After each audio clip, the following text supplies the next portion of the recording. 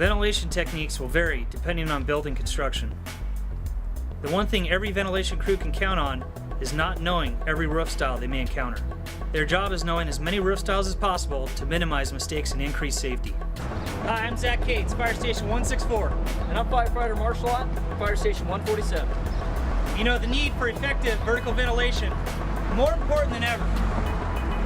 Lightweight building construction is dominating LA County, and the use of synthetic materials inside of structures is making fires burn hotter and faster.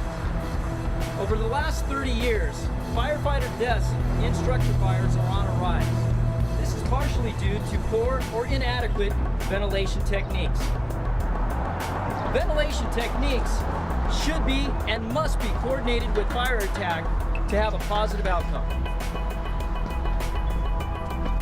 The most recent studies have shown that once vertical ventilation is completed, it can take less than 2 minutes before flashover can occur. This can translate to unsurvivable conditions inside of the structure for anyone within minutes. Interior fire attack crews need to have water on or near the seat of the fire to make ventilation effective. Ventilation crews must support fire attack companies by communicating on the radio to establish if ventilation is needed, where ventilation is needed, and or if ventilation being done is effective. Remember, an open door is a ventilation point and should be controlled. Allowing an open door to stay open decreases survivability of victims due to the allowance of fire to progress through its stages until temperatures reach up to 800 to 1,000 degrees. Closing this ventilation point puts a brake on the progress of the fire, allowing firefighters to perform search and rescue or find the seat of the fire. A quick size-up of the structure is key to inform the ventilation crew of hazards, building construction, and fire conditions. As you are placing ground ladders or grabbing tools, take a mental construction note. What is the wall type supporting the roof? Is it unreinforced masonry, which dates back almost a century and has a tendency to fail under fire?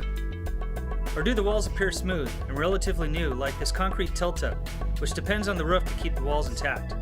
Has the structure been renovated to cover up older construction styles? These are some of the factors which not only date the structure, but can give clues to the strength of the roof and member direction. Noticing these clues can take the guesswork out of a sawyer's job. It can also inform the ventilation crew of allowable time spent above the fire. A size-up of how the fire is progressing allows the ventilation crews to plan their tactics and strategies. If there is fire through the roof, then the ventilation crew has one of two options: no ventilation needed, or falling back so the crew can implement a defensive cutting operation. Is there heavy dark turbulent smoke coming from the attic vents? Or is there no smoke showing, requiring no ventilation at all? This time spent on a size-up can translate to a safe ventilation operation. Safety is of the utmost importance on a ventilation assignment. The most dangerous place to be on a structure fire is above it. Full structure PPEs are to be worn, including an SCBA. Going on air is critical before stepping onto the roof.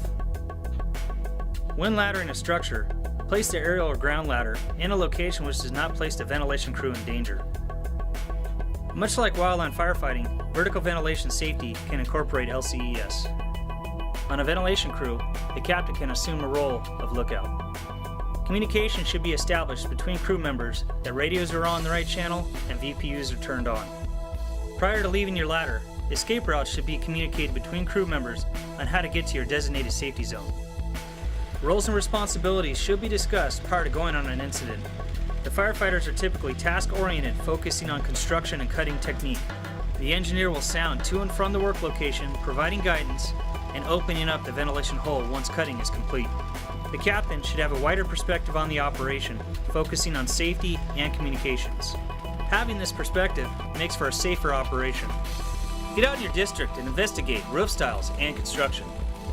Pre-plan your area to become familiar with building characteristics, cutting techniques, and potential hazards. In this Blackboard lesson, we're going to cover commercial building, vertical ventilation techniques, and construction. We understand the county is extremely diverse, with each district having its own unique challenges as far as roof construction and ventilation techniques. Only common roof styles and ventilation techniques are going to be covered in this lesson.